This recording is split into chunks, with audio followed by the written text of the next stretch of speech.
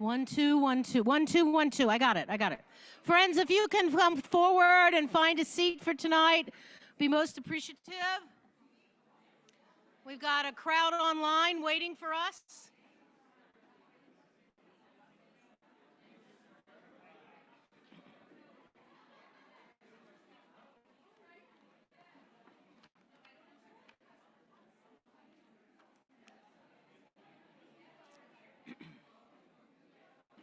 Friends, if you can take a seat, please.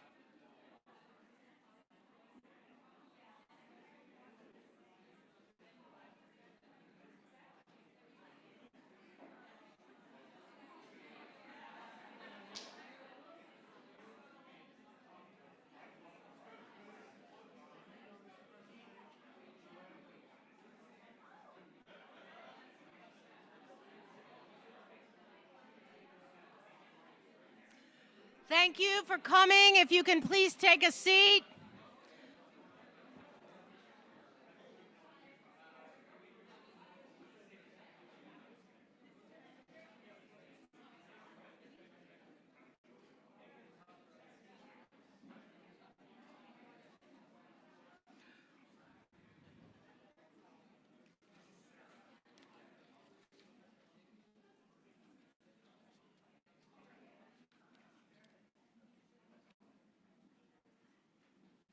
Friends, welcome, welcome, welcome. We are so glad that you're here. Those of you that are here in our sanctuary at Kol Ami, and those of you that are online. I know there's quite a crowd watching online, and so we welcome to all those who are virtual and those of you that are in person. Welcome to Congregation Kol Ami. We are West Hollywood's Reformed Synagogue. I am Rabbi Denise Eger. I'm the founding senior rabbi here at Kol Ami.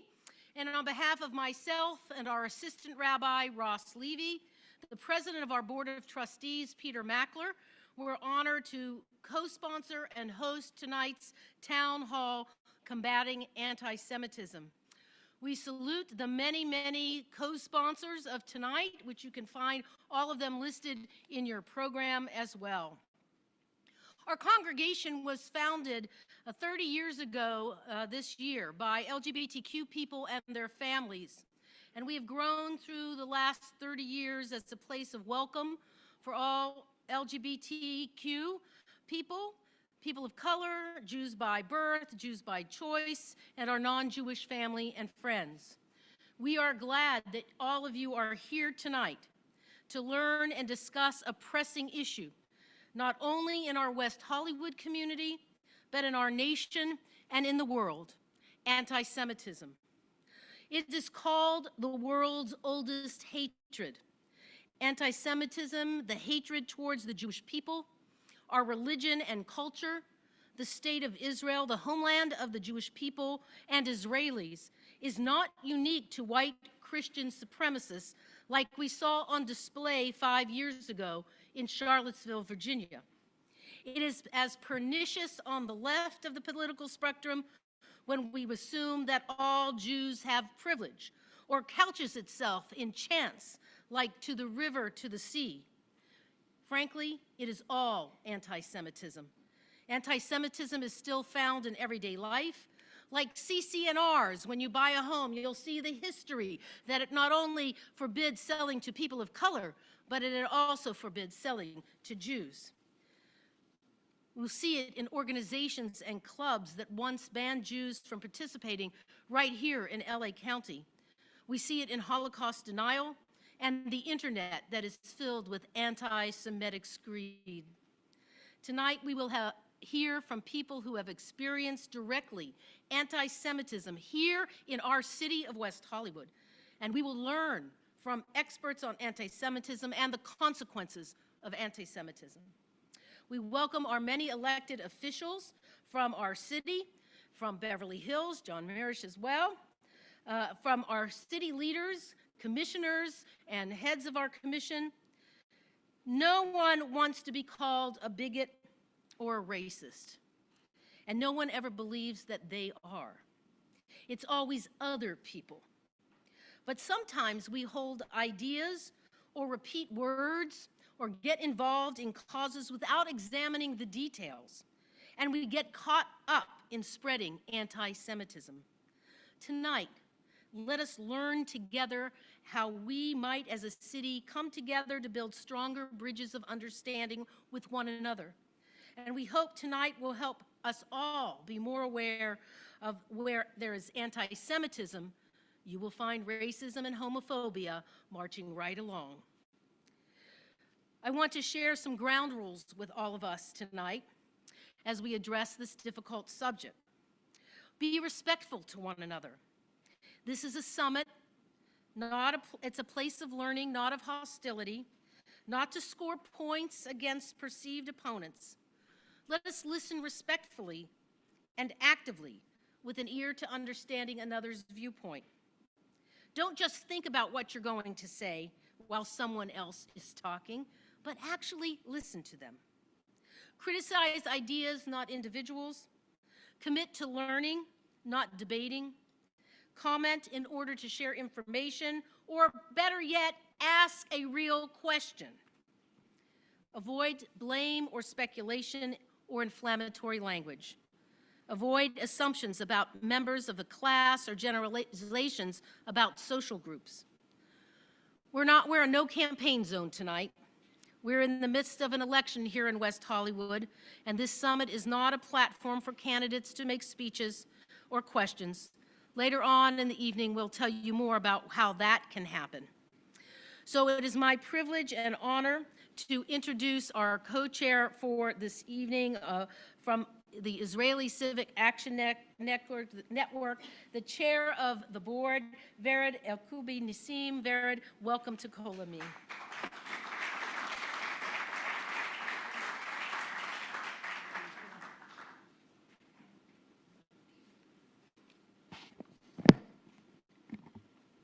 Thank you, Rabbi Egger, and thank you for hosting this important event here at Congregation Kol Ami. Thank you all for taking the time to join ICANN and the City of West Hollywood and all of our great partners here and organizations here tonight for this really important issue. How many of you have experienced anti-Semitism firsthand? How many of you have had family members and neighbors and friends experience it?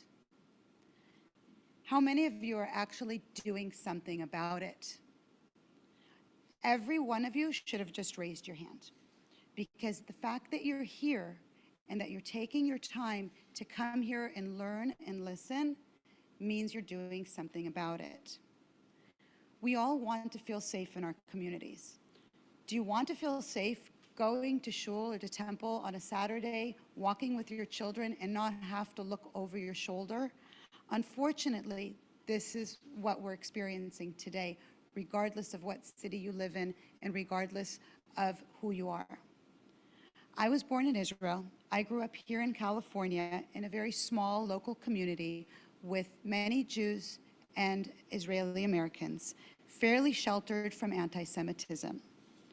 While I stood up and worked hard against discrimination targeting my community and fought for the rights of Israeli Americans, anti-Semitism always seemed to be just a little bit at a distance from me. I was a bit sheltered. Only recently did I come face to face with anti-Semitism.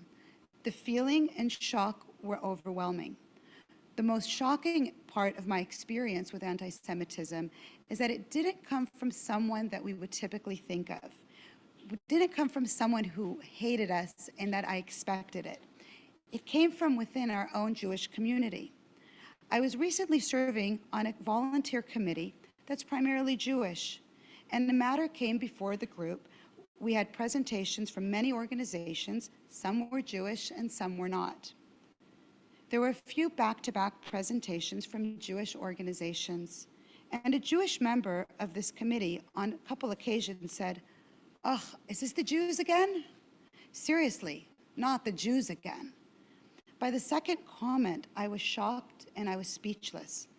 I couldn't breathe. I had never encountered something like this, but I looked around at everyone else and no one flinched.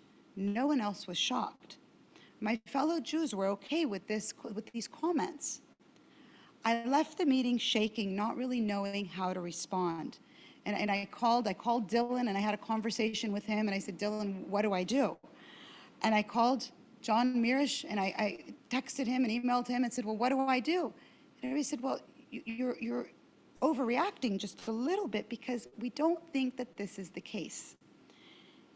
I asked the committee to get together, and I asked them if they felt like this language was acceptable.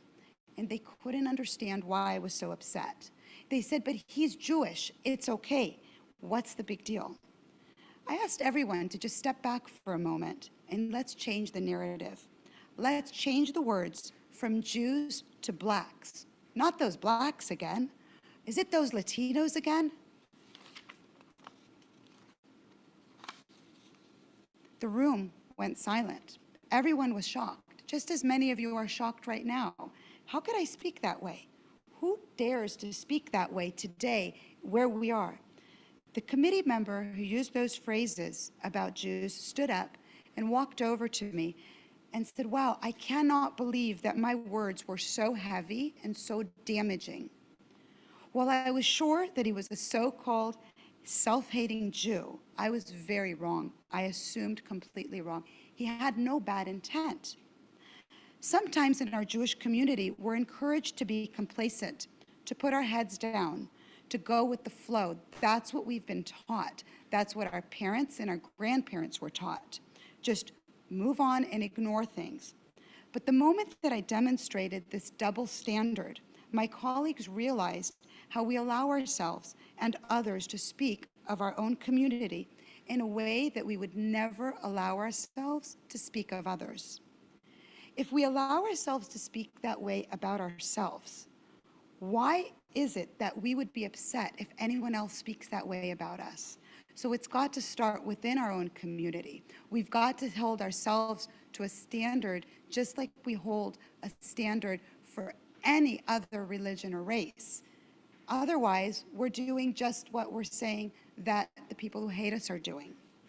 The only way to change this narrative is to work together, to do what we're all doing here tonight, to educate, to create change, to work together with our community leaders and policymakers for a better tomorrow for all of us. Our elected leaders in particular have a special role to play in helping combat anti-Semitism, bias, and hate of all kinds. And we've seen this demonstrated by the leaders both in West Hollywood and in Beverly Hills, where our mayors and our city council members stand up and they take a stand against anti-Semitism and any type of discrimination in our cities. In our democratic system, our elected public servants are charged with the sacred duty of representation, regardless of backgrounds. It is our hope here tonight that our dignitaries and all of you distinguished guests leave here tonight having learned something, seen the world through someone else's eyes, or found a new compassion for someone who is different from you. I want to thank you all so much for taking this time to come here tonight and join us and learn and share your experiences as well. And now I'm very happy to introduce West Hollywood Mayor Lauren Meister.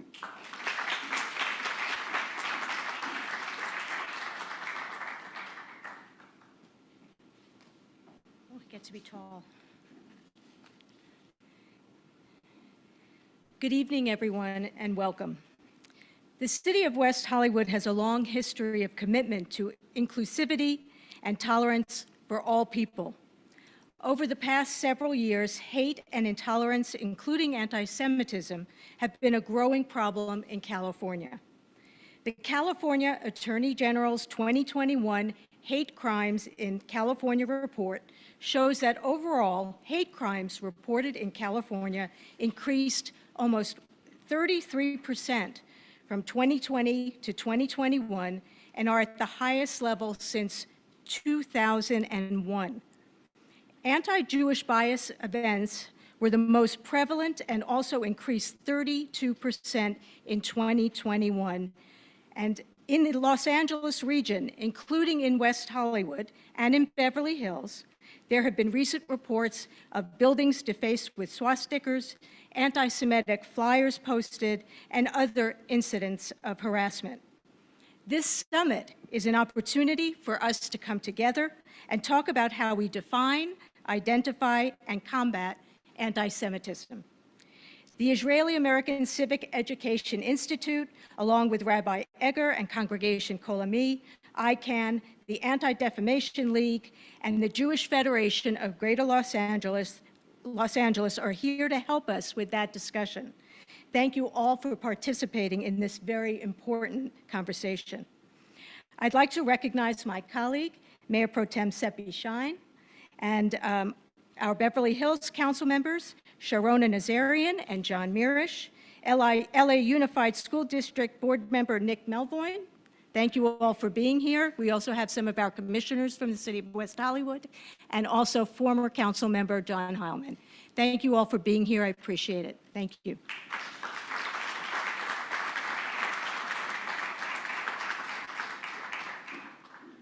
Thank you. Is this working? Thank you. Thank you, Mayor. So I think we'll have our panel come up.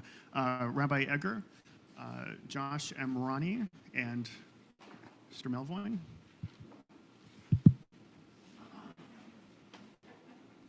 We did have Mimi Weinberg scheduled to participate. She had an illness this evening, wasn't able to join us, so I'll speak on her behalf while we're here. So the purpose of this panel is to look at anti-Semitism in a real-world, down-to-earth approach. Anti-Semitism isn't just an abstract concept, as we'll hear later from our experts from the ADL and the Federation, but it's a real-world experience that many have faced firsthand. If you don't mind, I'll talk about Mimi's experience for a second. Mimi Weinberg is a West Hollywood resident. She lives on San Vicente, just north of Santa Monica Boulevard. She unfortunately lost her husband in the 1972 Munich Olympics. Her husband was the wrestling coach and was murdered by terrorists during that event. And we're sorry again she couldn't be here tonight, but she is a WeHo resident, and that is a form of anti-Semitism that has confronted a member of our community here firsthand. So we think about Mimi, and actually this year is the 50th anniversary of that event. And so it's a solemn time to remember that event, and we recognize Mimi here as a resident of the city. So with that, I think we'll go down the line here. And who wants to start first? Rabbi? Sure, thanks. So, again, I'm so glad that you're here. Nick, we're so glad you're here. Josh, we're so glad you're here. It's been interesting. I've been the rabbi here in West Hollywood for all 30 years. And all during that time, if you go upstairs to my office, I'll show you a file of letters. Some of them are hate letters because I'm a lesbian and, oh, no, you can't have a lesbian rabbi. But many of them actually are not just around homophobia and LGBT issues. Many of them are letters calling me names because I'm Jewish and because this is a Jewish institution. And through the years, we've had death threats. I've had death threats here, worked with our sheriff's department and reported them, of course, but of people who still believe things that they were taught in church. The Jews killed Jesus. The Jews are responsible for controlling all the media. And you are in Hollywood. They don't understand that West Hollywood is its own place. They just see that we're a synagogue and we have West Hollywood in our name and the word Hollywood. And so all of the typical anti-Semitic tropes that we will see and we'll learn about, I know, in a little bit, people have used in letters to me, to the congregation, and threats to the congregation. I want to tell you specifically about something that happened just a little over a year ago in May 2021. As you know, there were rockets flying from Gaza towards Israel during May of 2021. It was a very difficult time for Palestinians, for Israelis. I just returned from there during the most recent flare-up. But I will tell you, it was during the Jewish holiday of Shavuot. This comes 50 days after Passover. We were holding services. We weren't back in the building yet because of the coronavirus, but we were holding services right here in our parking lot on Shavuot evening. And this was during the height of the tensions. And you'll recall there were a number of anti-Semitic acts in and around West Hollywood, a violent act at a restaurant where people were beaten up, at a synagogue just down the street on La Brea. Again, people were chased and beaten up. And there were outside here in this block of La Brea, up and down with a pickup truck, there were people dressed in traditional Arab dress with Palestinian national flags on the back of their pickup truck and screaming death to the Jews as they drove back and forth. Now, the truth is, I didn't know about it till after the services, but my security teams that were here, because we had security, it was a Jewish holiday, there were tensions, and it's not the first time that the synagogue has been threatened with anti-Semitic acts, specifically during an issue with Israel. But they were all on alert, as was our sheriff's department. So I just want to say that this is not something that's abstract for us here at Kol Ami. You know, I get a daily barrage. One of my members who works downtown sent me pictures of flyers. You know, the Jews are responsible for COVID that he found downtown near his house. Store owners with swastikas painted on their stores. This is happening in real time, in recent time, right here in our own area. So that's kind of what I wanted to share tonight. Perfect. So, Board Member Melvoin, was it just last year with the BDS, with the unions? Yeah. So the teachers union, UTLA, was considering passing a resolution endorsing the boycott, divestment, and sanction movement. I'm sure we'll hear more about it later, but you took the lead on kind of pushing back on that approach with the school board, with Scott Schmierson as well. So if you could kind of touch on that and anything else you want to share about what you're doing to combat anti-Semitism in schools. Yeah, well, thank you. Good evening, and it's a real privilege to be here, even though I think we all wish it was under different circumstances and conversation. But thank you, Rabbi and Dylan and ICANN, and thank you to the City of West Hollywood, the mayor, and I also see Senator Hertzberg here, so hi, Bob, nice to see you as well. But yeah, you know, it may feel new to convene in person again, but our topic tonight is not at all new. And, you know, when thinking about pandemics, and the rabbi alluded to this earlier, you know, I think of the words of the late Rabbi Jonathan Sachs of blessed memory, who said that anti-Semitism is the world's oldest disease.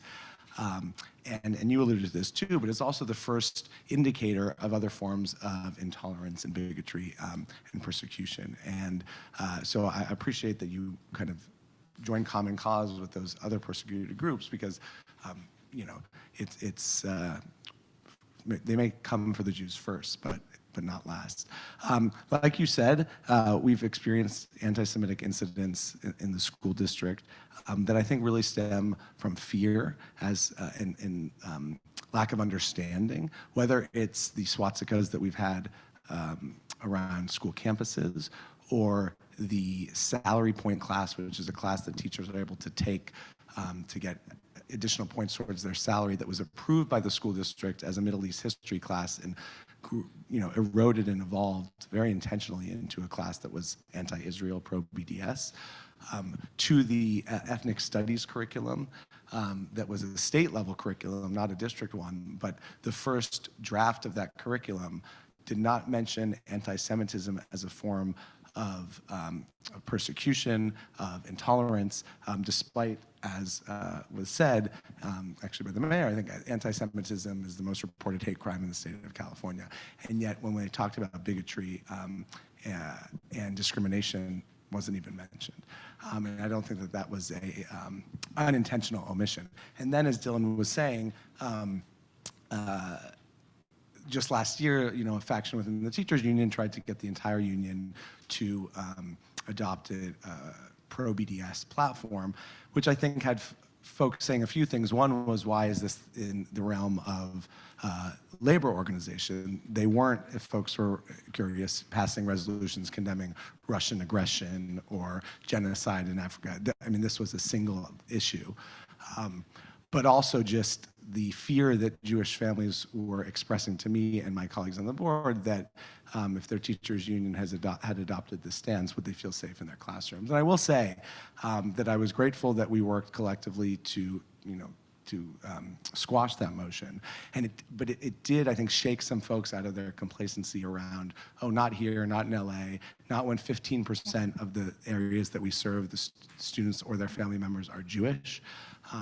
Not in a public school district that has historically had a great contingency of Jewish educators. It revived the Jewish Educators Network, which is a kind of not official union faction, but an organization of Jewish educators who are working to combat this more intentionally. But I'll say there are still moments, and just last week I was touring an after-school program and was being shown around, and there was a little supply closet, and one of the folks who were showing me around opened it and closed it and said, oh, we call this our Anne Frank closet.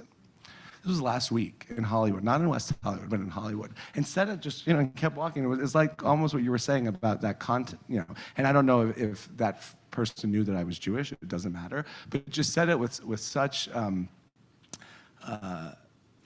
inoculation from the idea that this, it was so banal that, oh, this isn't a big deal. I will say, before passing it on, I think that, if anti-Semitism and other forms of intolerance stem from fear and ignorance, then schools are the place that we can teach.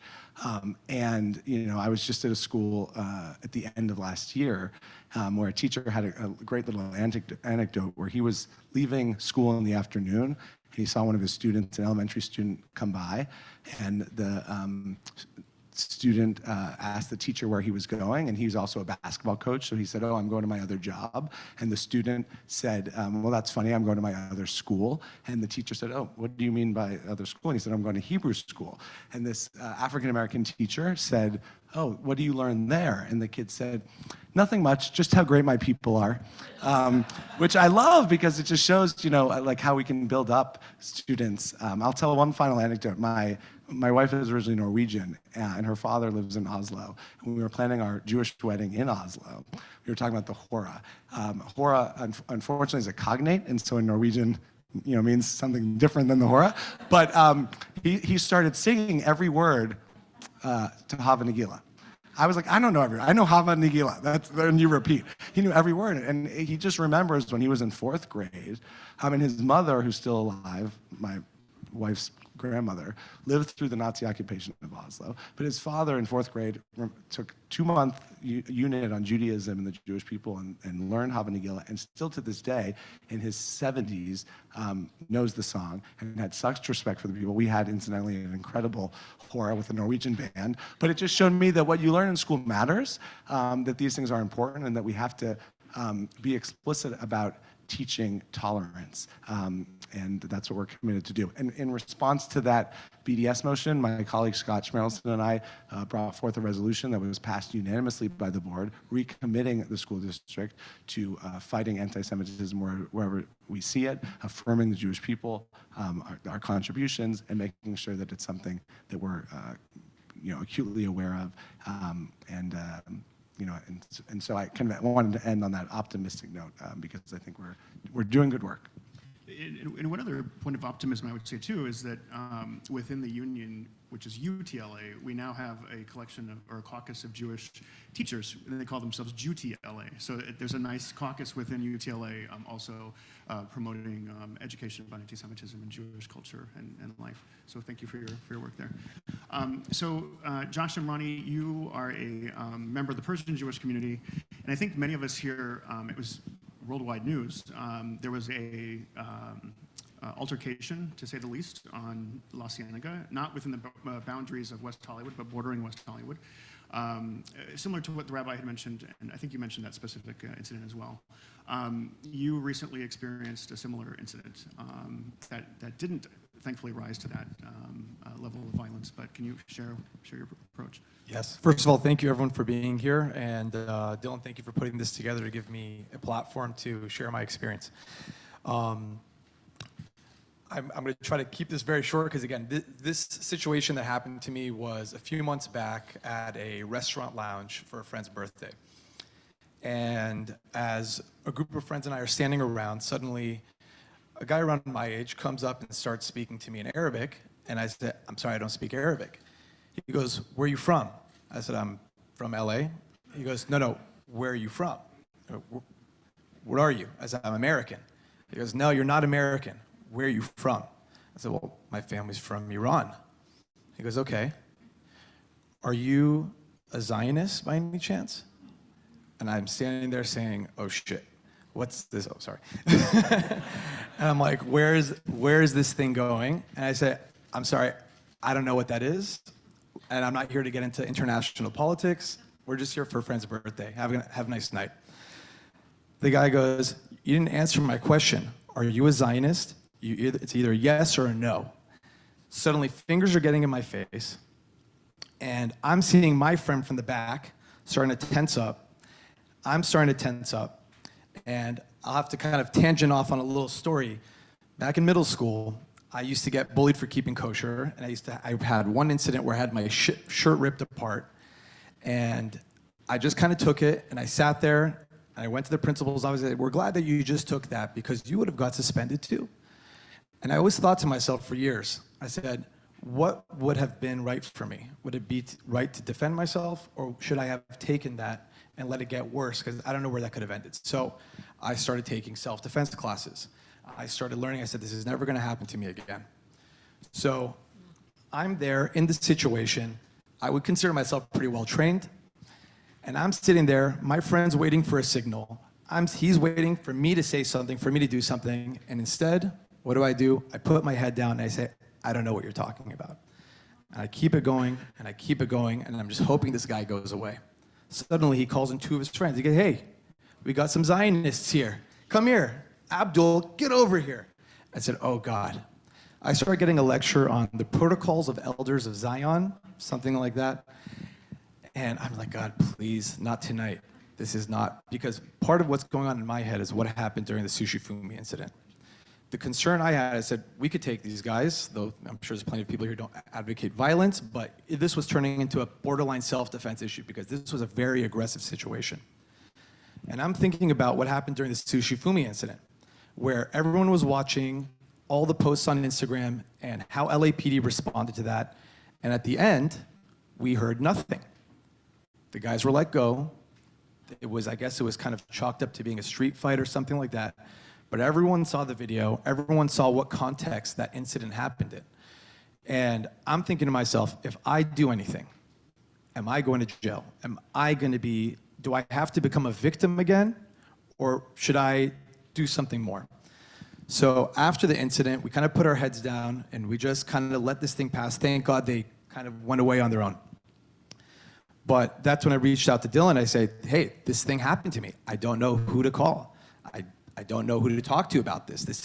I don't want to file a police report, but I was kind of going on through my head, and every day I think about it.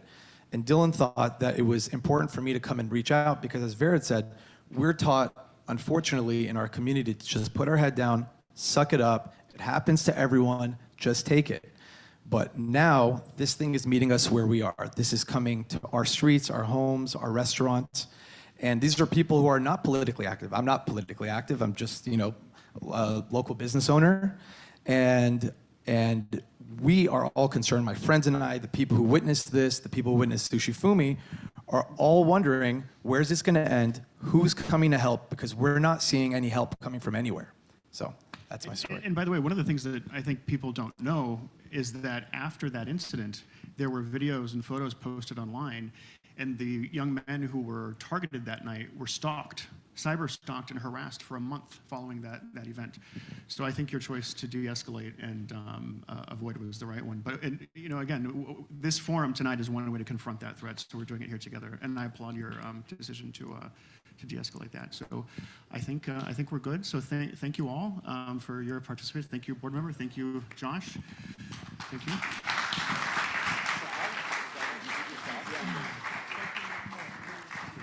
And next, we will have Mr. Abramson from the ADL.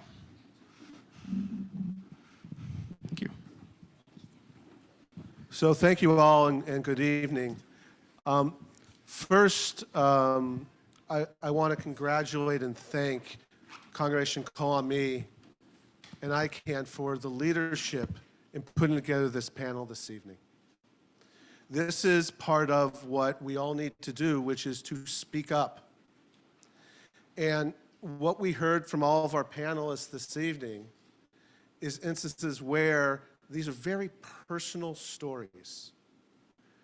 Personal, what you experienced that night in that nightclub. Personal to the teachers of UTLA who are faced with a resolution that for many strikes at their core of their identity. And what you also heard is the story which Rabbi Egger shared, which was one of several stories over several days, where we had many of these same people who were terrorizing the west side of Los Angeles, driving in a caravan, not only targeting this community, but the evening before, several of those same individuals chased a visibly Orthodox man through a parking lot. There was video of it. And it ended to a certain extent the following day with the Sushi Fumi incident. The arrests were made, hate crime charges have been filed, but ultimately it's where is the conviction? Because just as the message was meant to be sent to this community, the commensurate message is that they're punished for those crimes. What I want to share with you a little bit is about ADL, who we are, what some of the statistics are, to put a really very vivid picture on what the entire community is experiencing. A few observations about why we're going through this right now. And then I'm going to turn it to my colleague, Joanna Mendelssohn from the Jewish Federation of Greater Los Angeles, where we're going to explore some of the tropes, some of the misinformation that fuels this rise in anti-Semitism. Now, ADL, the Anti-Defamation League, was founded over 100 years ago in 1913 in a response to a growing anti-Semitism in our country. The catalyst was Leo Frank, an Atlanta businessman, wrongfully charged with the murder of a Christian girl, and on August 17th, it was just the anniversary, was dragged from a jail cell and hung for his alleged crimes. Pictures were taken that day, became postcards. And this is the environment in which the ADL was founded, with an integrated mission of protecting the Jewish people and fighting for a just and inclusive society, to secure justice and freedom for all people, recognizing the Jewish community as a minority community could not be safe unless other communities were safe, and so too, other communities would not be safe if the Jewish community was not safe, because all too often, anti-Semitism is the canary in the coal mine of fractures in society. And so as one of the oldest civil rights organizations in the country, we're nonpartisan. We have 25 regional offices throughout the country, one of which is here in Los Angeles, which I'm privileged to lead. Now, what we are focused on today in our country is a surge of anti-Semitism. ADL is led by Jonathan Greenblatt, and hopefully your reaction is, boy, I see him everywhere.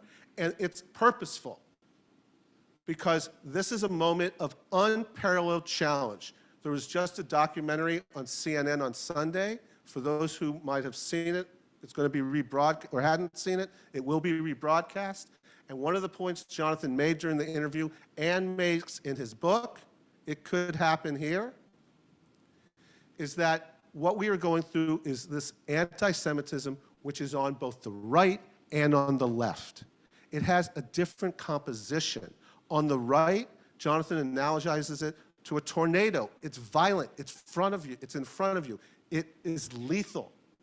And from the left, it's more akin to climate change. It's happening, you're in the middle of it, it's growing, and ultimately it has the same lethality. It may be different, but it still is present. And it takes understanding the facts so that each side of this can be confronted. Now, we're doing this in a few ways at ADL, one of which we have a new Center on Anti-Semitism Research. We're actually challenging all of these things we all know in our heart with analysis. What is the current state of anti-Semitism, and what can we really do to challenge it? We have a combat plan, which is focused on working with government at all levels, local, state, federal, so that the bully pulpit is used. And you see the elements because every organization has to have an acronym to really be effective. So with our combat, it's obviously condemning anti-Semitism, but what we're really asking is for all of the levers of government to be used. What is available? And then lastly, one of our programs is Kol Ami. And really, it's an embodiment of what we're doing here right now, which is working with synagogues like Kol Ami to put on programming like this. Because ultimately, the key is to speak up about anti-Semitism, to share facts about anti-Semitism, and be strong together. But you need the facts to be able to do that. Now, one of our centers of excellence is our Center on Extremism. We have over 30 analysts who are devoted to the dark, dark web, to tracking who these people are and where they can be found. During January 6th, while it was happening, we were identifying extremists for law enforcement. We continue to work with law enforcement to provide our resources, to provide intelligence. And one of the things that we do in our center is we have for over 40 years tracked anti-Semitic incidents in our country, so that we have a baseline to compare year to year what we're actually seeing. Now, the incidents we track are harassment, vandalism, and assault. And my friends, I'm sorry to report that 2021 was a record-setting year. It was the worst year in history in the over 4 decades that we've tracked this. Over 2,700 incidents. On average, 7 anti-Semitic incidents a day throughout this country and in every state in this country. Now, you see, not surprisingly, that the states that lead with the most incidents are those that have large Jewish populations: California, New York, New Jersey, Florida. But equally note, Alaska, Hawaii, there's no state that's immune.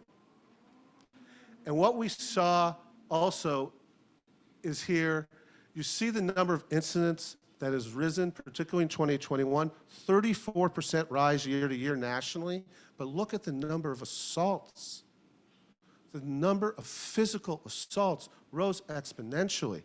And it's some of the things we've already spoken about, like the Sushi Fumi incident. Here in California, incidents rose 27% year to year. And again, I have to bring you back to the note about the number of assaults. Here in Los Angeles, there were 14 assaults in 2021. 14. 14 of the 15 in the state. Here also in Los Angeles, if you compare the numbers, just look at 2021 if you use compared to 2017. In that short time frame, that's a 217% variance. These statistics matter because at ADL we believe that data drives policy. Data drives policy. So as these things are happening in Los Angeles, what we saw throughout 2021 are these incidents that continue to occur. People on sidewalks with chalk. Now, that erases quickly, so the harm is less, one presumes. But no, it doesn't. It still has that pernicious effect of terrorizing a community. The normalization of anti-Semitism has become something that none of us have ever seen before. We see posters on street signs. Now, this is a particularly virulent thing that's happening in our community and throughout the country. What has been happening, most recently in Palisades and Brentwood, but in many neighborhoods, is there is a group that drops leaflets in neighborhoods. If you note, every one of these leaflets is based on a historic anti-Semitic trope of Jewish conspiracy and control and power. The Jews are responsible for apparently every ill of society, from COVID to the Ukrainian war. They specifically name executives at BlackRock and Disney, and of course this trope, age-old, that the Jews control the media. Now, this group is well known to us. It's a small group of propagandists. What they are doing often is within the bounds of the First Amendment. And while so many of us want and need to speak out about things like this, before you do so and post it on social media, I urge all of you to think long and urge you not to do it. Because when you do post things like this on your social media or send it around in an email chain, you are giving oxygen to these propagandists. So don't fall into their trap, because what they're trying to do is to get attention. They drove through Beverly Hills a few months ago with their buses. They wore Nazi insignia and confronted people, including law enforcement. Why? Because in this day and age, they can, and they can do it on social media. And they're doing it while live streaming, getting encouragement from an audience from whom they are asking for donations and to purchase merchandise. It's a business. It's meant to terrorize us, but we have the power not to fall into it. We do work with law enforcement. We do work with city governments, but we do so in a way so that we're not giving oxygen to our enemies. We've also seen banner drops on freeways, again, public spaces. August of 2020, the same group actually hung a banner over the 405, the Jews want a race war. And so these things are ever present in our society right now. Now, we also know how vulnerable, and the rabbi spoke about it, is our congregations, our Jewish institutions. Joanna will talk a little bit about that through the Federation's CSI program, where they actually advise on hardening institutions. But we also all saw earlier this year what happened in Colleyville, Texas, when on a Shabbat, on a Saturday, in Colleyville, Texas, there was an armed man who took control of a synagogue with its rabbi during services. And why did he do so?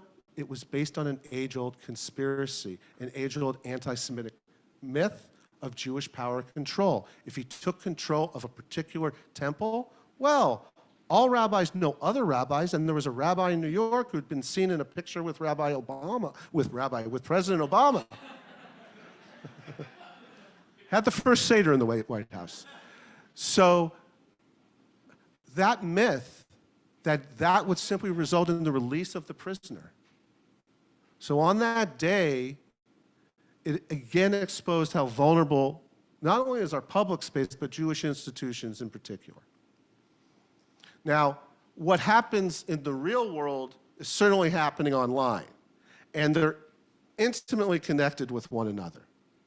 Now, one of the things we do is we take periodic surveys. We have an online hate index that we created.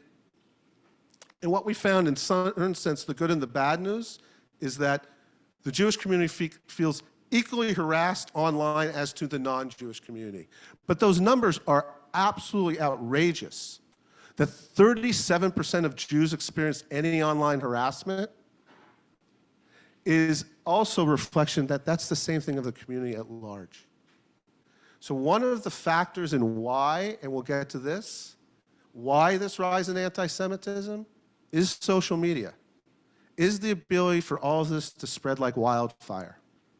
Now, online, however, Jewish people are feeling more targeted because of their religion. This is just a truth. Now, again, what can we do?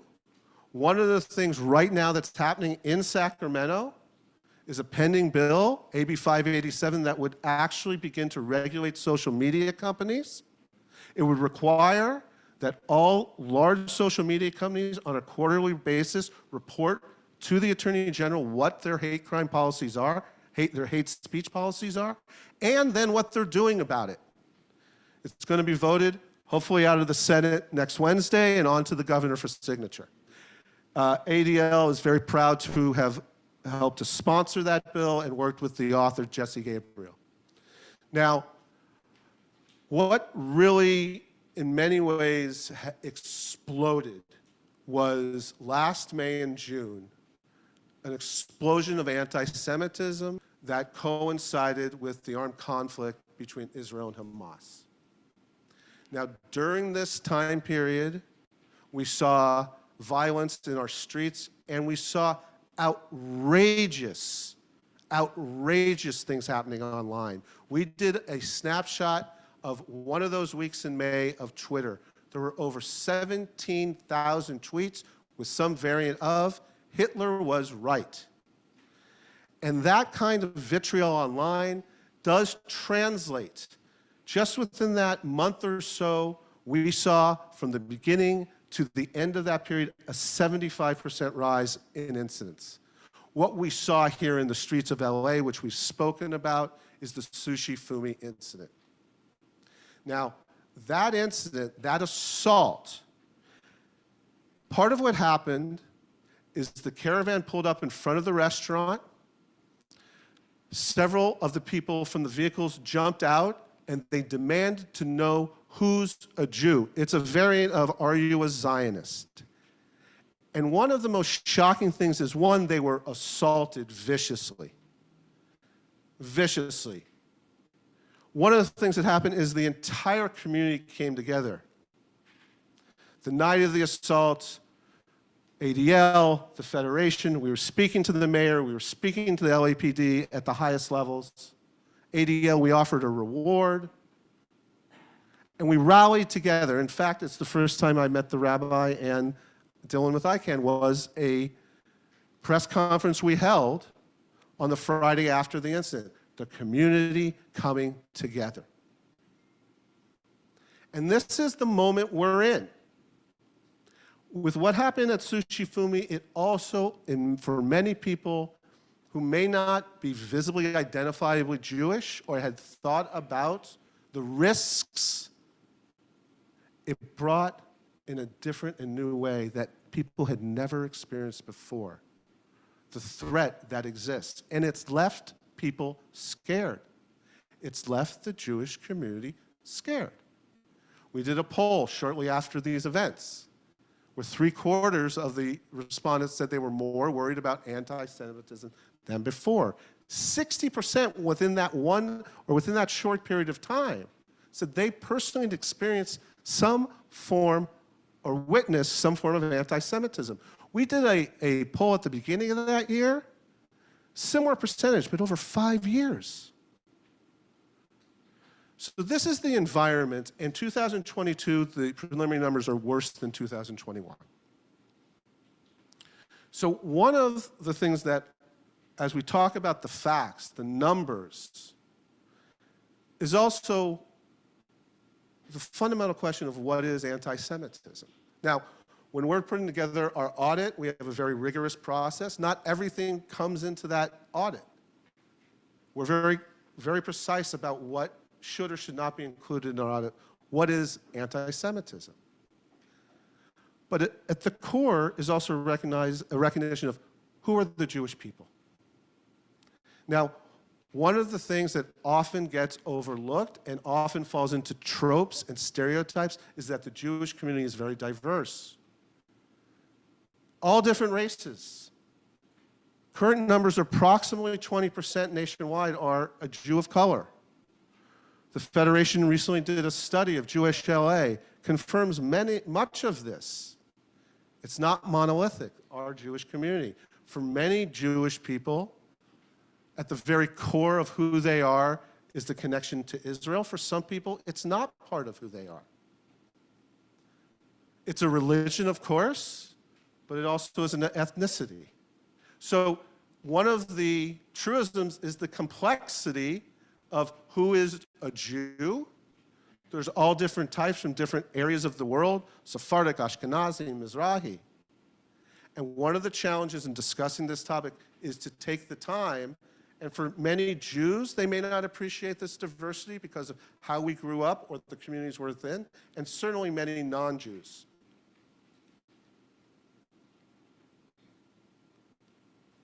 Next slide. So it's who are the Jewish people, and then the question also, let's go back there. The question of definition.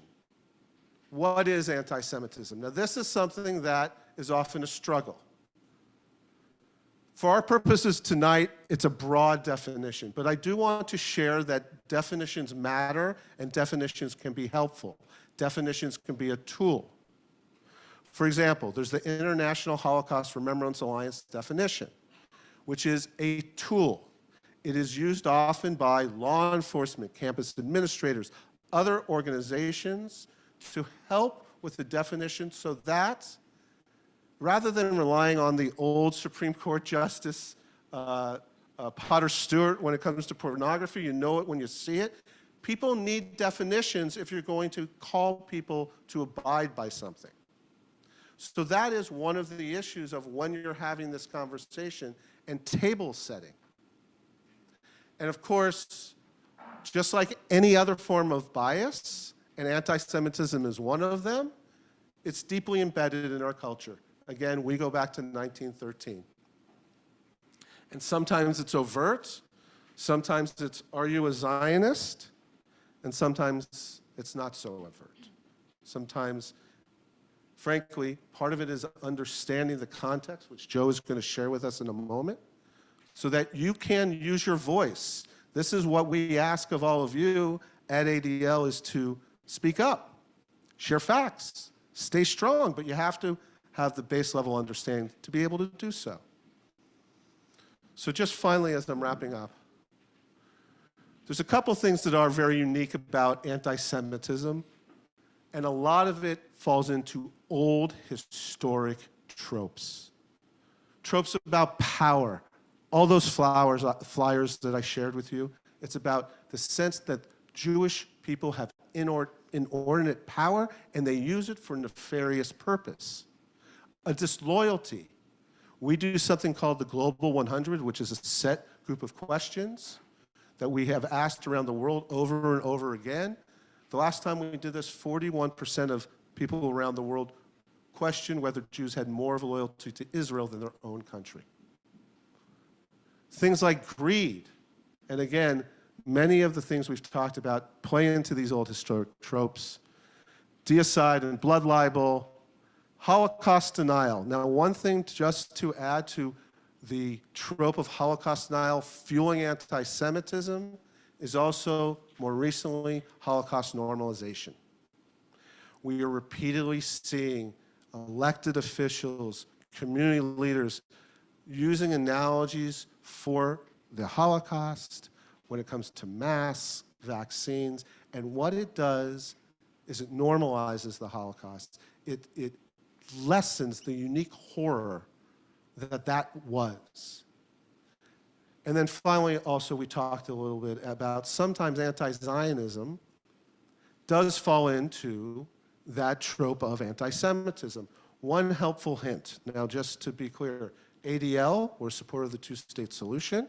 We will criticize Israel when there's a reason to criticize the government of Israel.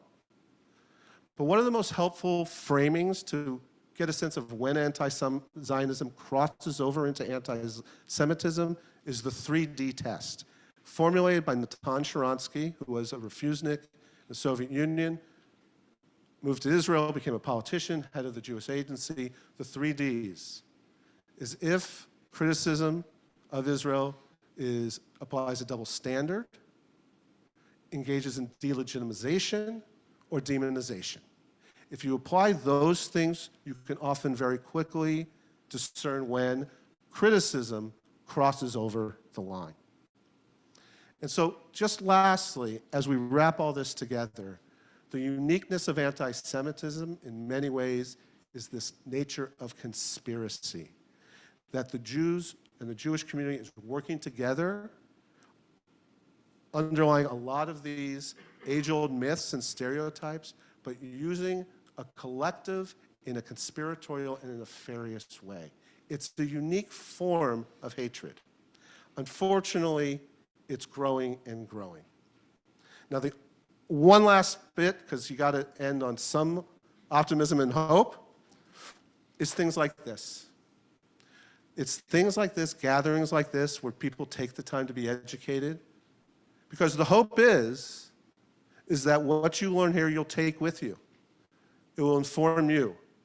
You'll be able to be an advocate, you'll be better informed, and hopefully we'll live in a bit of a better world. So with that, I'm going to turn it over to Joanna. Thank you, Jeff.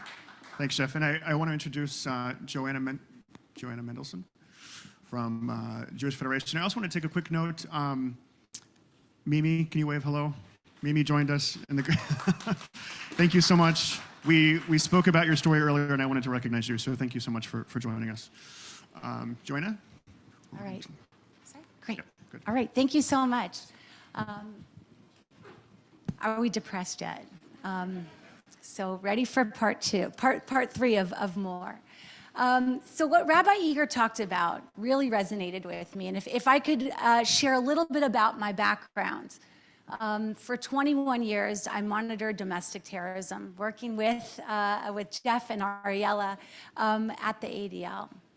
And I would look at the underbelly of our country. I looked at neo-Nazis and white supremacists, all sorts of extremists, racist skinheads, and so forth.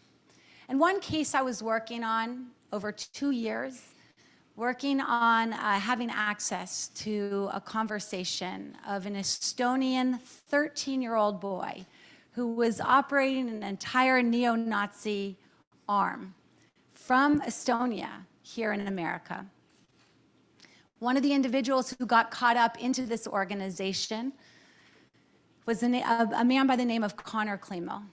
And Clemo was arrested for attempting to attack an LGBTQ-friendly bar, a Messianic church which he confused for a synagogue, and the ADL office. And so I always like to kind of have that imagery, because these are essentially, ecumenical haters, that at the core there's a commonality in hate. There's a commonality. When you look at Poway, when you look at Christchurch, when you look at Charleston, when you look at what happened in El Paso, Texas, it's the same ideology, but the victim is a little bit different. It's the same root and origin of xenophobia, and hatred. And so what I'd like to go through is just a little bit of an understanding of kind of the scene of anti-Semitism and what the Jewish Federation is doing about it in fighting anti-Semitism and trying to change some of the narratives. I'm always baffled because when you think about the Jewish population, we make up less than 0.2% of the world population. That's a rounding error, essentially, right? I mean, this is a tiny amount of a number of people. And yet the number, the attention, the focus, the fixation, and the obsession oftentimes on such a small population is pretty monumental. And when we're talking about anti-Semitism, we're seeing it from all sides of the spectrum. This is not an issue of the right. This is not an issue of the left. And in fact, anti-Semitism has become so politicized. We see it in so many different ways, and it manifests in so many different packages. So anti-Semitism, kind of this very basic definition, is the hatred of Jews. But that would really be an incomplete definition, because conspiracies are really the lifeblood that help to fuel and give life to anti-Semitism. It's essentially that caricature, that cartoonish image of what the Jewish person is. And it is sadly a beautiful unifier. When you have David Duke and Louis Farrakhan speaking in the same language, but and directing their hatred in the same way is pretty powerful. So as Jeff had mentioned earlier, we did this study of Jewish LA at the Jewish Federation. In fact, we haven't done this study for 30 years. So it's really telling to get a good sense of our state here in Los Angeles. And overwhelmingly, the fear and concern from the Jewish community here focuses on anti-Semitism. In fact, over 3/4 are very concerned about it globally. Nearly 70% are very concerned about it here in the US. And close to 1 in 5 Jewish adults in LA, as our earlier speaker mentioned, experience some form of anti-Semitism.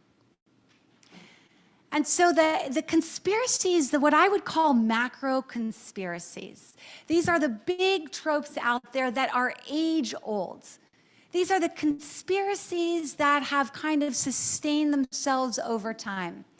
Whether or not it's that Jews killed Jesus, or that Jews have an inordinate amount of control. In fact, we saw the same types of tropes in the Inquisition, right? When we think back about Jews being kicked out of Spain, that's the same type of fear of that other, that weird group of people that are kind of like kind of a separate entity. They have a different practice and a different belief and a different food, and they keep kosher and so forth.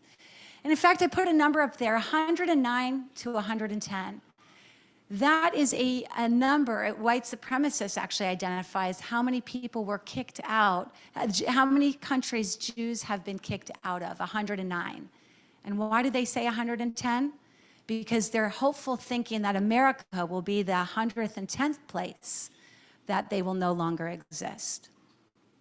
And so those macro conspiracies are basically injected with current events, whether or not it's COVID, whether or not it's COVID, or it's the Jews' control of Hollywood, or the media, or that my favorite. This is when I was based back in Atlanta, Georgia, and there was Hurricane Katrina, that they blamed Jews for the weather because they forced lily white neighborhoods that were white bastions to be integrated with African American people. And so as more asinine and out there, these conspiracies take hold. I don't know if you know the conspiracy that Jews, they believe, are behind profiting from the vaccine, from the virus, and actually help to create the virus in order to profit off of it. And we look at that, and the same hatred and animosity towards the xenophobia and anti-Asian sentiments that we see are all part of that same hatred. So we're all on that boat together, essentially. And the conspiracies that we see, that you will not replace us, that Jews are the ones behind liberalism, behind LGBTQ movement, behind support, behind xenophobia, refugees, that Jews have created and injected liberalism and multiculturalism into our society. And by doing so, they have basically diminished the voice of the white people. And so the refrain was replaced with Jews will not replace us, instead of you will not replace us. And as Jeff mentioned, the conspiracy was alive and well with the rabbi, right? The rabbi thinking that the individual, the Pakistani national who came in, he was seeking a rabbi to free a Pakistani national. Sorry, he was from England and she was from Pakistan. He wanted to free a Pakistani national who was being imprisoned just a few miles away because he thought Jews have power. And so I'd like to throw that kind of caricature, that cartoon stereotype that we have of Jews being all powerful, Jews having money, and that all Jews are wealthy, because the data doesn't show that. The data here in Los Angeles, based on our last survey, highlights the fact that here in Los Angeles, 1% of our population can't make ends meet. We see that 1% can't make ends meet. We see 18% are just barely managing to make ends meet. And 19%, most of these individuals, their situation got exacerbated in COVID, in the pandemic. And so the work that the Federation is doing and has been doing for years is to help support those who are not thriving in our community right now, whether or not we're creating, actually, just to kind of identify, this is an even more grave scenario with Jews of color, where we see Jews of color. Among households that include Jewish people of color, a large share, 28%, are financially struggling compared to Los Angeles Jewish households overall.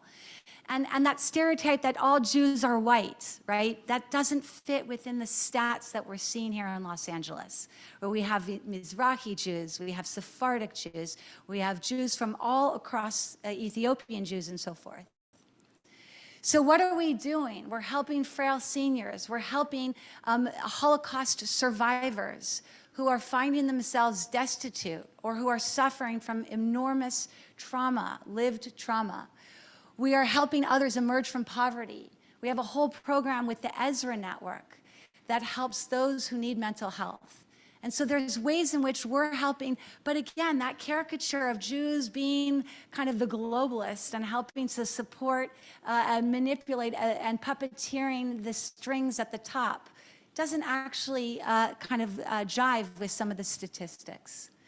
And so year after year, we see that anti-Semitism, not just a mindset, it's not just a theory, it's often translated into violent action. Whether or not we see it right in our backyard at Chabad, right? Whether or not we see it right in our backyard where Buford Furrow walked in and gunned down, targeted a JCC, wounding 5 little children, or whether or not we see it in online hate. This is a case I testified in where an individual wanted to target Jews. His screen name online was Adolf Hitler.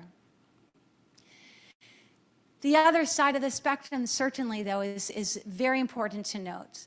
And this is the criticism. When is criticism of Israel anti-Semitic? Now, you say Deborah Lipstadt had noted that if you sit in a coffee shop in Israel, you will hear people criticizing the politics of Israel. You will hear 1,000 different opinions. And certainly we all criticize our own government. That doesn't make you anti-Semitic.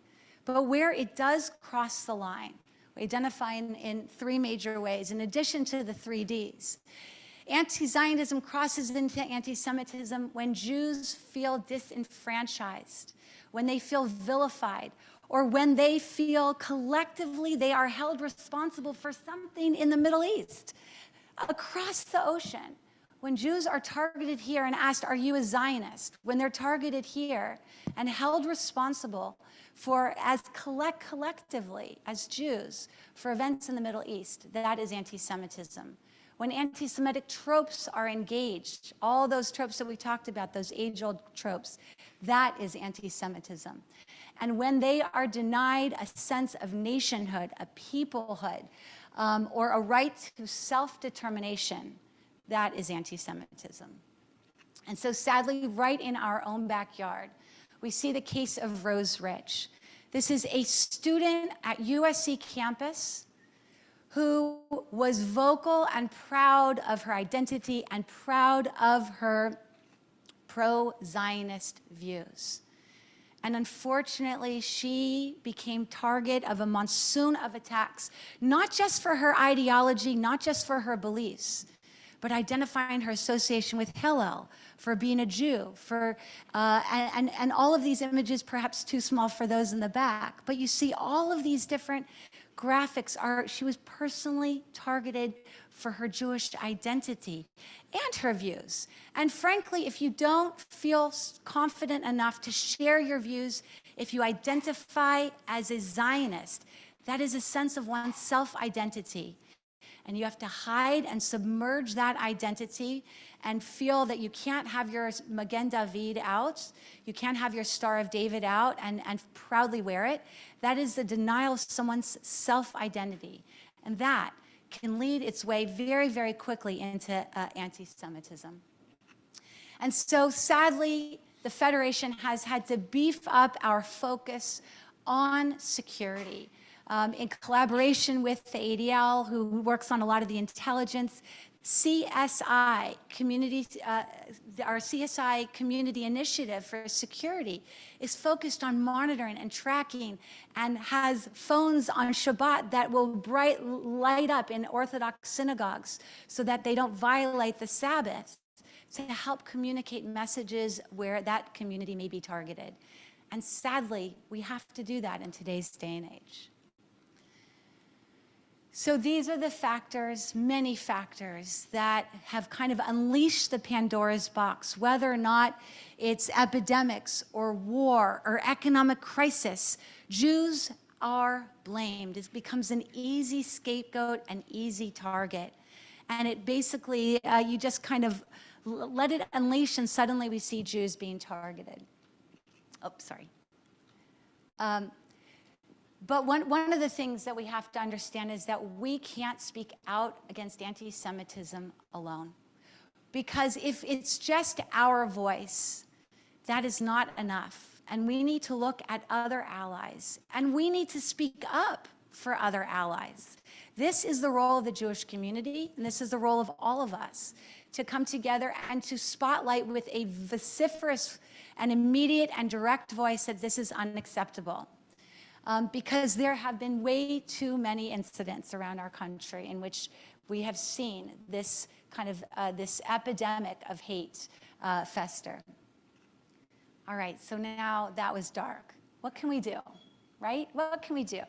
We have so many legislators in this room and those in political office, helping you, encouraging you, and encouraging our leadership to use their bully pulpit is critical, because in a vacuum, we see hate thrive. We saw this vacuum in this many number of years where our leaders did not use their voice enough and created an opportunity for extremists to rise up. We have the need for law enforcement, to use our law enforcement to help spotlight and arrest those perpetrators who want to commit violence. A need to educate, because education is really the antidote to hate. And for all of us, an opportunity to lean in, to speak out, and to engage, to step out of our comfort zones, to reach out to those communities outside of our own community in order to engage and be an ally. We must not let anti-Semitism define us, though. Let's put it into perspective. We've focused on anti-Semitism, but the overwhelming society is good. The overwhelming America and our world overwhelmingly is good. And so we must continue to reach our allies and reach out to others. Spotlight the hate. Don't become desensitized to it. But actually put this into proper context, that as Jews, we live really well here in America, right? And so we must continue to push back and to call it out as we see it, because it can be a very slippery slope if we do not. But you all being here tonight is certainly a beautiful message as well. So thank you for this opportunity. Thank you to Dylan. Thank you to Rabbi Eager. Thanks, Joanna. Thank you. So we're now in a part of the program we would like to open up the floor to a few minutes. We're running short on time, to the City of West Hollywood officials. So you have seniority, so I'll let you go first. Thank you, Dylan. My name is Seppi Shine. I'm the Mayor Pro Tem of the City of West Hollywood, and I see my colleague Lindsay Horvath is here, as well as my colleague John Erickson as well. I was born in Iran to a Muslim family. I'm a lesbian, and it was, my life has mostly been advocacy for the LGBTQ community until I got into office. And now it's been public service. Because I did so much advocacy for the LGBTQ community, I knew my own perspective and also the hate that our LGBTQ community faced. And it wasn't until I was on the Lesbian Gay Advisory Board, grateful that I was appointed by former council member John Heilman, and we had a hate crimes report reported to us. And I was actually honestly shocked that the #1 targeted group on this hate crimes report were Jewish people. I was shocked. I didn't know. It was very humbling for me. I didn't expect that. And so that was a turning point for me to know that I need to learn more. And those facts and data that I learned helped me to speak to folks in the Jewish community, and as I ran for office, really show up to places to continue being educated. And I've learned a lot, and the learning is going to continue. I was really grateful to meet Rabbi Egger and form a friendship, and I'm very grateful to you. But also, I was honored to be invited to go by a wider bridge to Israel on an LGBTQ pride mission. And I remember talking to my colleague Lindsay saying, I really need to go there and learn as much as I can to be as strong of an ally to the Jewish community, because I see that that need is there, and to my Persian Jewish siblings, and to all the Jewish people. So education is essential, because even I, as an LGBTQ advocate, had a blind spot to this. So in the city of West Hollywood, it's my commitment that I will continue to stand up against anti-Semitism in all its forms. Tonight I was educated because when we were asked, have you experienced anti-Semitism? I didn't raise my hand, but when I saw the definition, I realized I did, because when I was campaigning, I received an anti-Semitic hate message through Instagram. So I'm now educated on that as well, and we will continue to educate, use the bully pulpit, continue to support policies that will eradicate anti-Semitism, and I thank you all and everybody who co-sponsored tonight as well. Thank you, Mayor Pro Tem. Horvath, I think you're next up, if you want to make some comments. Then Erickson, I think D'Amico's not, yeah. Thank you, Councilmember. Good evening, everyone. Thank you so much for coming out and being part of this all-important conversation. Thank you to the panelists who shared their stories, and to all of the partnering organizations who made tonight possible. It is essential that we have these conversations. They continue to be ongoing conversations, not just one moment, but a movement to make sure that we are actually understanding and being in community with one another to understand exactly what anti-Semitism is in order to be able to root it out. And the partnership that Rabbi Egger has provided in our community and her leadership, so many community organizations coming together has helped our city be a partner in moving policy, echoing policy and amplifying policy at different levels of government to ensure that we're codifying the change that we wish to see. And I know ICANN has been an incredibly strong partner in that, and we have yet another opportunity for us to weigh in as a community. I'll be bringing forward next month an item to a resolution of support that I know the City of Beverly Hills has done already to establish the IHRA definition of anti-Semitism and affirm that in our own community, so we understand exactly what anti-Semitism is, so we can call it out. And it was my honor as mayor to work with a global movement to combat anti-Semitism and speak at conferences about that, to be an ally and a partner in that movement. And I know that AJC worked with us, the U.S. Conference of Mayors, to do a nationwide campaign and to make sure that we are identifying and codifying and bringing forward policies that actually make sure our communities are actively rooting out anti-Semitism. Because when we saw the hate crime that happened at Sushi Fumi, and it was reported as in West Hollywood because nobody knows where our boundaries are, it was incredibly frustrating to get phone calls, but I reached out to our Sheriff's Department right away, and I know that we have representatives from our department here tonight, because because that partnership is essential, and making sure that our law enforcement agencies are working with each other to respond. And I know that many partners here and ADL was with us when we did our press conference to call that out and make sure that we all came together immediately in community, because that's what we need to do when we see this happening in our own cities and in our own neighborhoods. And as a result, we came together as Jewish community leaders, community organizations, and religious institutions to create a Jewish community safety plan in our city. And we must. It's only as good as our activism and living it out. And so this is one way that we're doing that, one manifestation. I hope that we continue to live it out in many ways to come. I know with the partnership of all the organizations and all of you here, we will do exactly that. Thank you for the work that you do and for having me here tonight. I appreciate the opportunity. And thank you for the thank you for leading the item on adoption of IHRA. Let's give a round of applause for that. We'll all be in City Council together for that. Do you wish to? Councilmember Erickson. Thank you. Hello, everyone. They saved the tallest for the last, I see. I want to thank all the co-sponsors tonight, all the organizers, all of you for showing up. It's oftentimes in these moments where we find our spirits together here. I've been thinking about a couple of things, and I got a letter from my father today about something, because he reads our agendas. He sees all the stuff, which I find weird for Bill Erickson in Ripon, Wisconsin to be doing. But he saw that we were co-sponsoring this and other items, like the item I brought forward for our city managers to work with the West Side City's COGS to really battle anti-Semitism from a policy standpoint.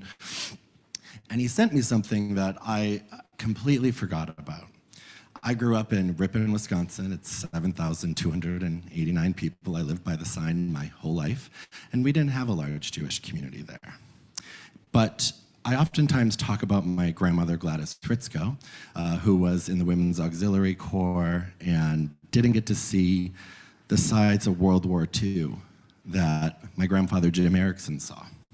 And today, of all days, coming up before I came here, he sent me the letter to the editor, as well as the piece that my grandfather wrote about multiple times in our local press about when he discovered the Dachau camps and was a part of that area.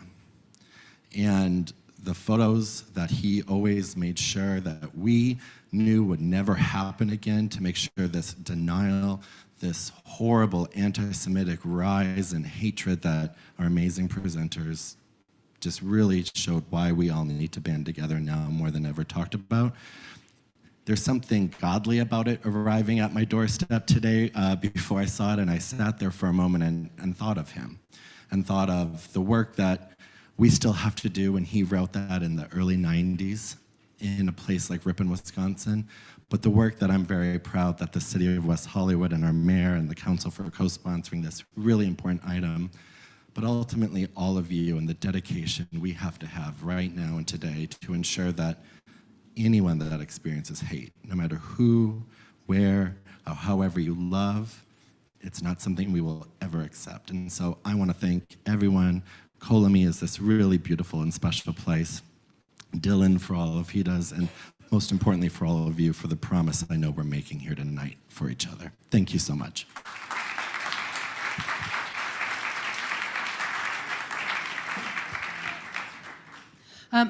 We have a special friend with us, Senator Bob Hertzberg, who's an award winner from our congregation. A few years ago, he received the Spirit of Kol Ami and the Guardian of Justice. We're glad that you're here with us, Senator. Would you come say you've been a longtime friend of this congregation, and we're honored that you're here tonight.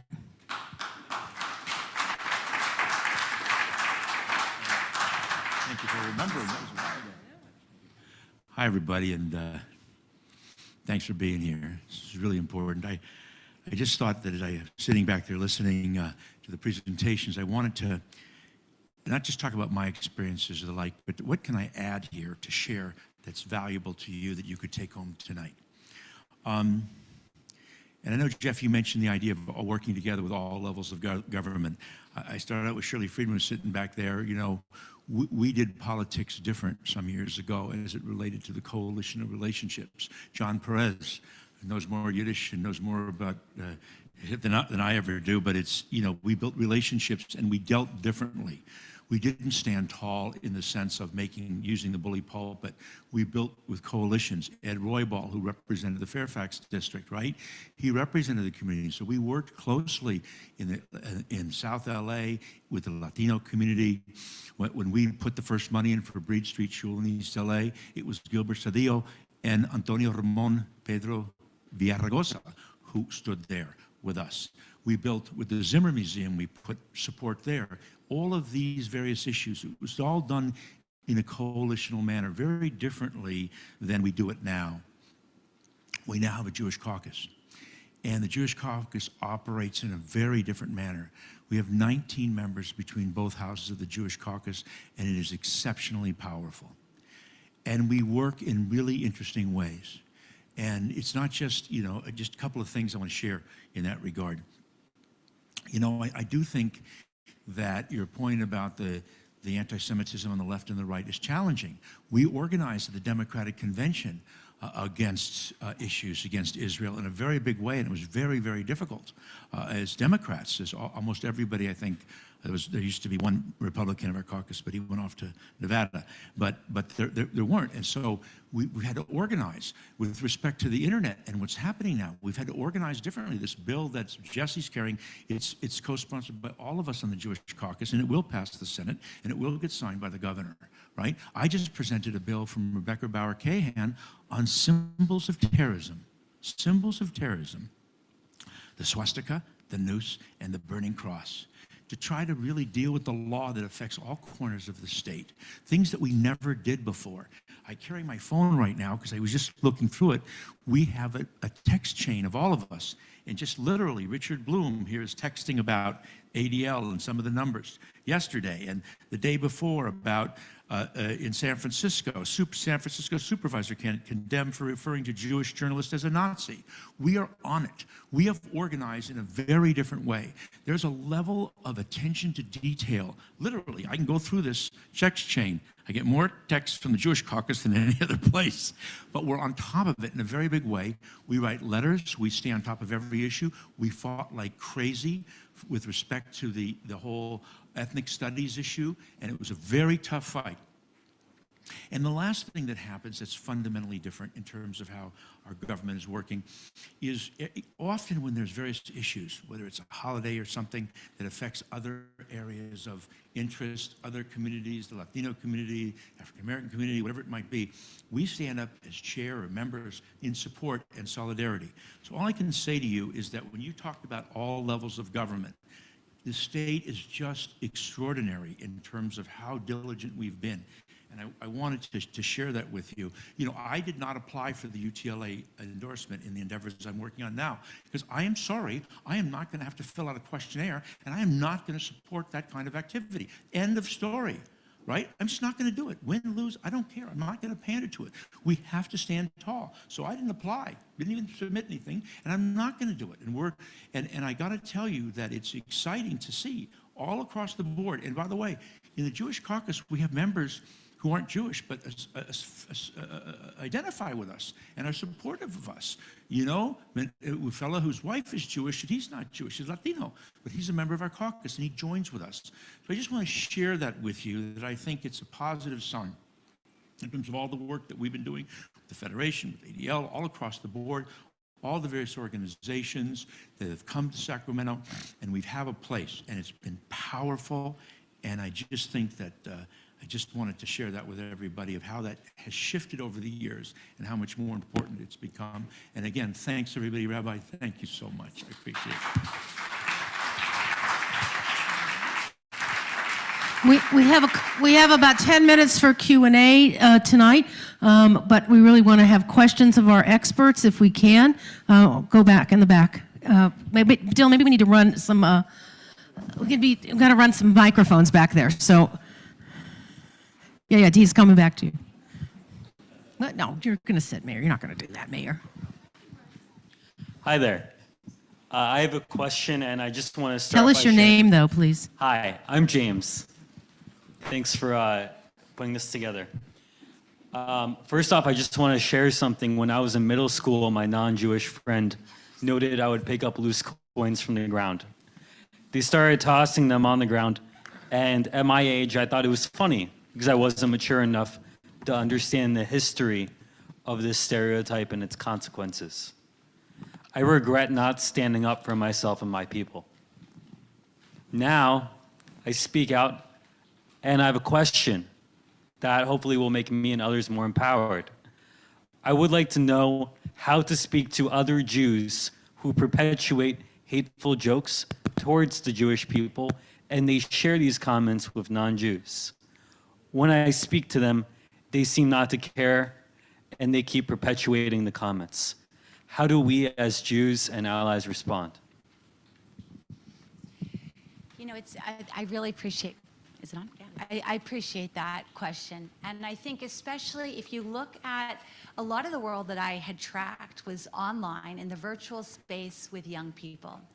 And the memification and the weaponization of memes, right, have become very powerful. They're memes, they're jokes, they're just telling a story. They're, you know, it's just playful, it's just a joke.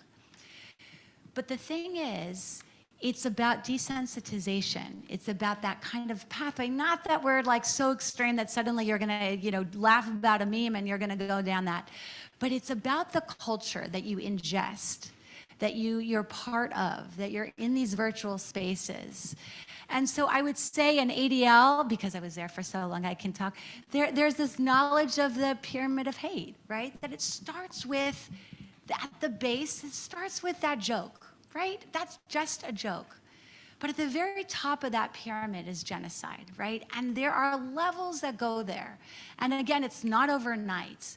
But how easy is it, that process of radicalization, that process of embracing, of laughing and joking?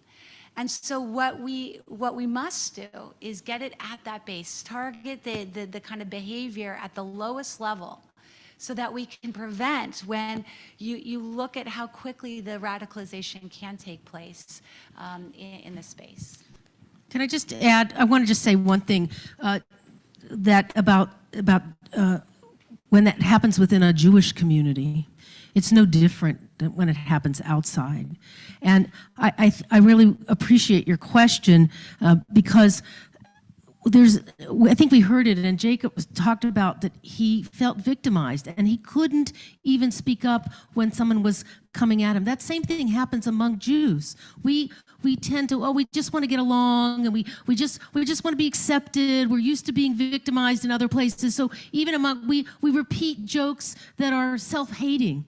And so I think it's really incumbent upon all of us to really be on our P's and Q's, if you will, with one another as well, and not to stand for it from a fellow member of our community, and so both inside and outside. So if I could add, I want to make sure we get to the question. Is this on? Yeah. So just to, real quickly, as I listened to you, I think I heard you say friend. And that's a critical distinction. You have people who are friends online. Think about whether you would engage with most of those people in a meaningful conversation or not. If not, are they really friends? If they're truly friends, then I think you have to speak up. You have to speak up so you then can have the conversation. Something that still haunts me to this day. I was a mediator professionally, an attorney. And there was an instance where I was in a mediation and it started with, I got rid of the lawyers. I got the two parties in the room together and one turns to the other and says, are you going to start to Jew me down? I said nothing. 15 years later, I'm still talking about it. Speak up. Thank you. Shirley?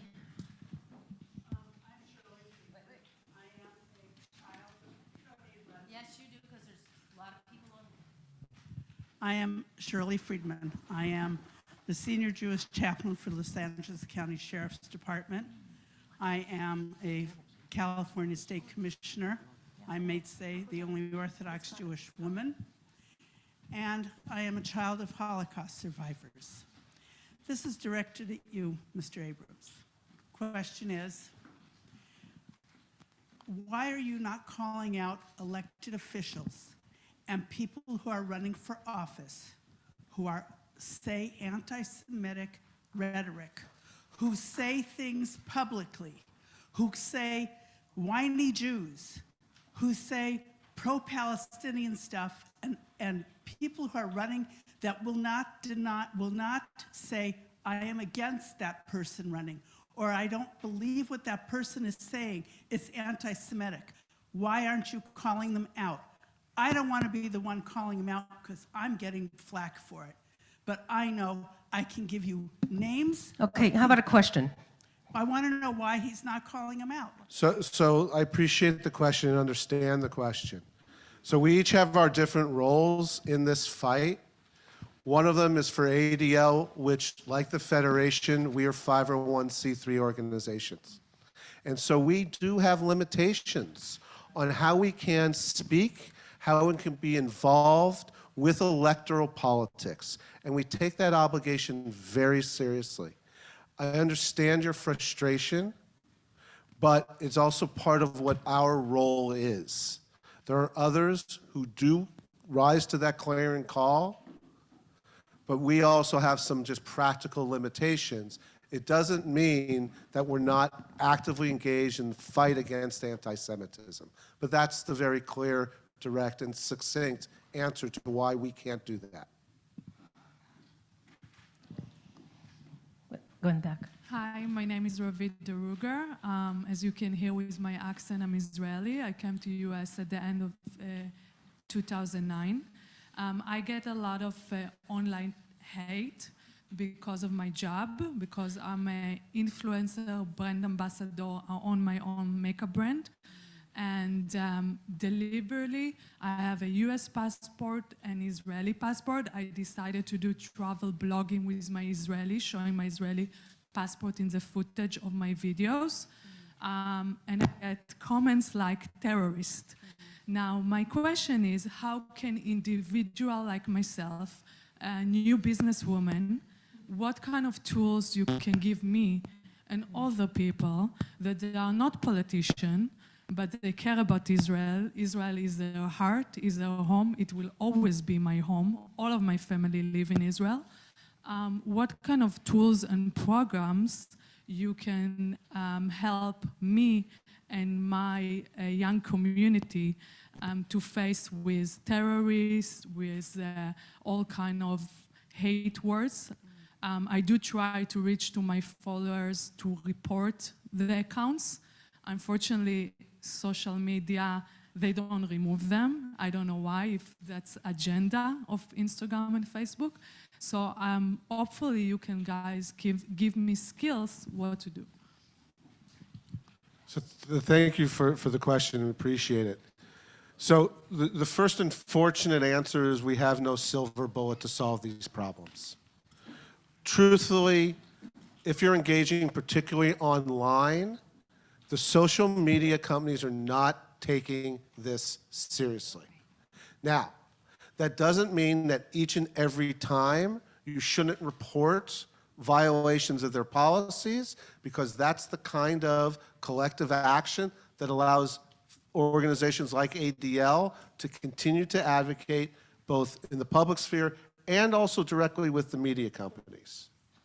Now, what I would suggest in certain ways is that there's so much good news about Israel. There's so many places to find good news about Israel. Israel 21C is one type of resource. So you can't, the people who are going at the extremes, who are going to say these vile things about you, to a certain extent, if it was happening here, we'd ignore them. We'd walk away from them. We wouldn't interact with them. They're not worth your time. And to a certain extent, that is also true of what so many of us experience online. Stand up, speak up, but also if you try to whack-a-mole at every single hater, you're just spending all your time doing that, as opposed to doing and building your business. So, Rabbi, Thank you. Thanks, everybody, for this. My name's John Mirish, and I noticed that, you know, it's even titled Combating Anti-Semitism Summit. And we talk about anti-Semitism the whole time. The word is so clinical, it's scientific, it's technical. We're really talking about Jew hatred. And I really think that when it comes to our use of language, that we need to call out what we're talking about here as Jew hatred. It is a form of hatred. It is a form of racism. It's the oldest, probably extant form of racism. You can have a long discussion about, are Jews a race? Is race a sociological construct? But Jews are certainly a people. And we all, I think when we're in a room with each other, we feel the connection of peoplehood. And I just wonder, what can we do to make it clear that anti-Semitism is really nothing more than bad old-fashioned Jew hatred? I mean, hopefully, yeah. I mean, so very simply, right? We come up with these big definitions, right? But you're right. At the core, it's the hatred of the other. It's hatred of Jews. And I think disinformation, conspiracies, all of that feed into that hatred. And if you look at all the other groups, there's a lot of commonality, right? When you look at Latinos and Asians and African Americans, there is a lot of commonality there as well. It all stems from this sense of hatred and the demonization of the other. So perhaps next summit should be maybe combating Jew hatred and anti-Semitism. That's fine. We definitely are. Okay. We're one here, and then we'll go in the back. So, first of all, I want to say thank you for having this summit. I think it's very important for everyone to be more educated on anti-Semitism and why anti-Semitism may occur, although I think that there are also a lot of deeper reasons why there is anti-Semitism that I don't think were spoken about here, but that's another conversation. But something that stuck out when you were speaking was when you said that not all Jews connect their identity to the land of Israel. And that's true. Like some don't, but most do. Most Jews are Zionists. And I think that we need to talk more about how Zionism and Judaism are interconnected, because they are. Jews are Zionists for the most part. They believe in their right to self-determine in their indigenous homeland. And I think this needs to be talked about more. And I do also want to say that most Jews, while they don't immediately connect to Israel, we're starting to see more younger Jews feeling that connection to Israel. I mean, our Judaism is Zionism's main concepts originate from Judaism. And so I do think that Judaism and Zionism connection needs to be spoken about more. And I think from the Federation standpoint, we certainly want to invest in that solidification of the connection to Israel. That's for sure. Whether or not the Federation invests thousands of dollars into Birthright, into programs that bring CLI and all of these organizations to Israel. I was thankful enough to go to Israel recently, just about a month ago, with 15 senators and assembly members with the Jewish caucus, showing them they were members of the Black caucus, the Latino caucus, LGBTQ caucus, and so forth.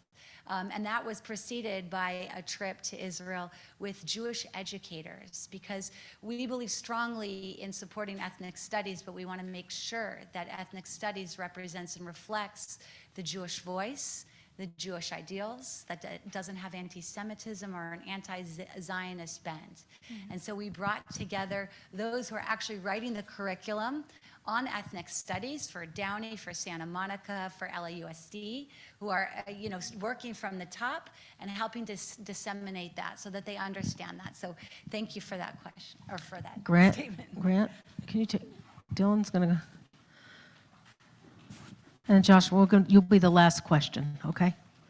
Rabbi, thank you. Let me just make a point of clarification.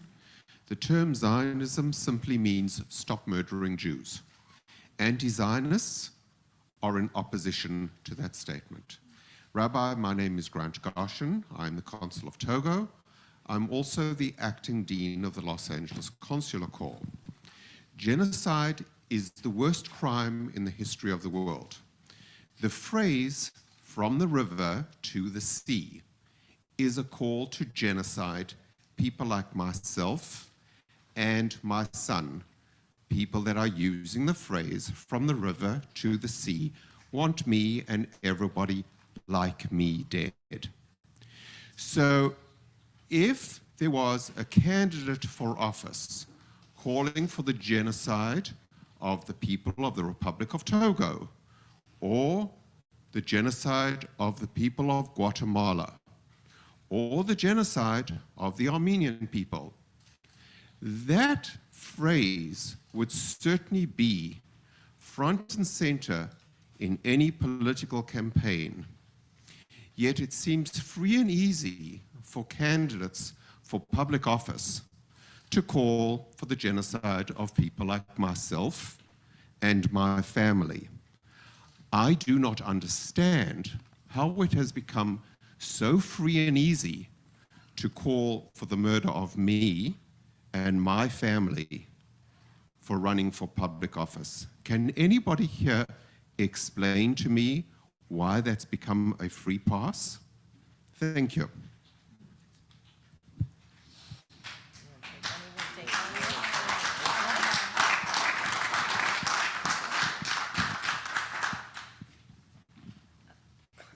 So I'm going to go a little bit back to how we began about what our evening is,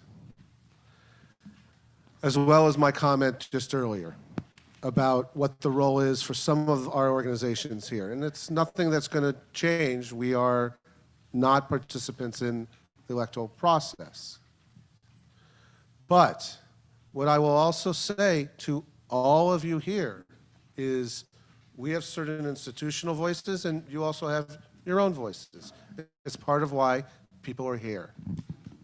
So I think it's incumbent, if people have these views, to share their views. But to rely upon, and the tenor of the question I understand, and is the call to actions of certain institutions. There are limitations on certain institutions. So it is incumbent, if there's something that one sees, to call it out. This is the benefit of the democracy in which we live. Can I also add, you know, I've always been of the mindset, and this is from a Joanna perspective, of calling people in versus calling people out. And I think that there is room to gain, right, when we engage in those dialogues.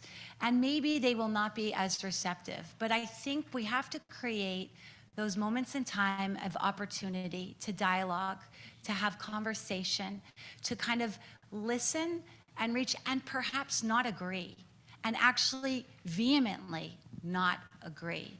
And we have our prerogative, right, to use our voices. But I've a long time found that calling people in, starting that conversation before we call people out, just this is more universally, is as effective as a tool as ever. Last questions in the back. Hi. Hello, my name is Joshua, and I have a question for you, Rabbi, and everyone wants to answer it. So I'm an Angelino native, so are my parents. My grandparents experienced anti-Semitism. I have my entire life as a Black Jew. And so it's not new to me. Anti-Semitism is a normal thing here in LA for me. So my question is, Rabbi, what are you doing to open doors and make spaces like this feel more open to people of color who are also Jews? Well, I'm so glad you asked that question. You're welcome. We have an anti-racism task force that's very active in our congregation. We've instituted a regular cycle of not just acknowledging things like Juneteenth, but learning and celebrating. We have people of color on our board of trustees. We're not a lily-white board of the synagogue, nor is the community of this community of Congregation Kol Ami a lily-white Jewish community, Ashkenazic community. It is not. We have Latino Jews, Black Jews, Persian Jews, Asian Jews, people who have a Latin background, South American background, Mizrahi Jews, all part of this congregation. And so, listen, I'm not saying that everybody here has done all of the anti-racism work that they need to do. But they should. But they should. And we've done regular book readings, book learnings as a congregation. We do regular work here on an ongoing basis to try and do the work, the real work of educating people and changing minds.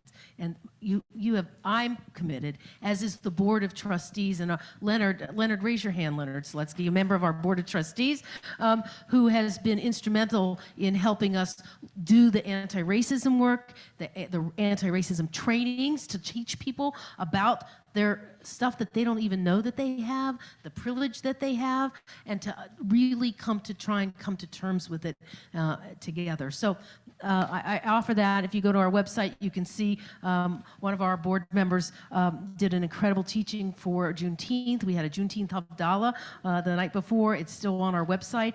We have our anti-racism work, and we also have work around understanding sexuality. Even though this was a congregation that was founded primarily by lesbian and gay bisexual Jews, there's still a lot of work on trans and non-binary and fluid and pansexuality, and our congregation is doing that work too. So thank you for your question. Cool. Thank you. And can I just add, the Federation, the Federation has launched a program called Jewish Equity, Diversity, and Inclusion, JEDI. It's a whole curriculum that's going not only focusing first on the Federation, we're working on our own biases, and then working with the other communities as well, working with Jews of color and so forth to highlight this, embrace them into our community. Well, thank you. Thank you. Thank you to our experts tonight, to all of you. We're going to have a couple closing remarks. I want to thank, in particular, all of our co-sponsors who co-sponsored tonight, not only the City of West Hollywood, the Anti-Defamation League, the Jewish Federation of Greater Los Angeles, but also WIZO, which is the Women's Zionist Organization, JQ here in West Hollywood, and the Combat Anti-Semitism Movement, and our West Hollywood Chamber of Commerce. All are sponsors, along with Kol Ami and our Israeli American Civic Education Institute that Dylan has worked so hard to do. I want to thank all of you for coming. I want to thank our elected officials. Thank you for being here. It's the real testament to the changes that we're trying to make in our city. I want to thank our allies from other cities, from Beverly Hills, and our commissioners for being with us. And Dylan, I want to just also say something to you. It's your birthday. Thank you so much.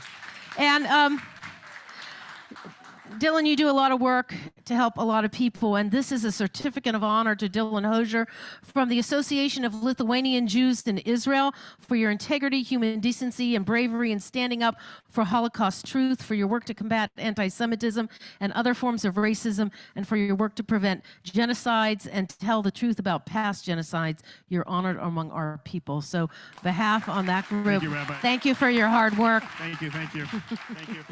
And I just want to take a moment and thank you, Mayor Meister, especially for sponsoring this event, and again to Lindsay Horvath for making news tonight, September 19th, IHRA definition of anti-Semitism at City Council, and to all of our other Seppi Shine and Mayor Pro Tem and Councilmember Erickson, to our commissioners, Robert Oliver and Chelsea Byers. Are there other commissioners in the room that I'm missing? Todd Holman, hi. We've not met yet. Good to see you. Zakia, where are you? Zakia, good to see you. And who else? Anybody else? Anyway, thank you all so much for coming, and thank you for your leadership. Thank you for your participation, and hope to see you all at City Council on September 19th. Thank you so much. And we want to now, Dylan and I, as we leave tonight, we want to announce, we know that there are a lot of City Council candidates for City Council. We know that some of you are frustrated that you didn't get to speak tonight.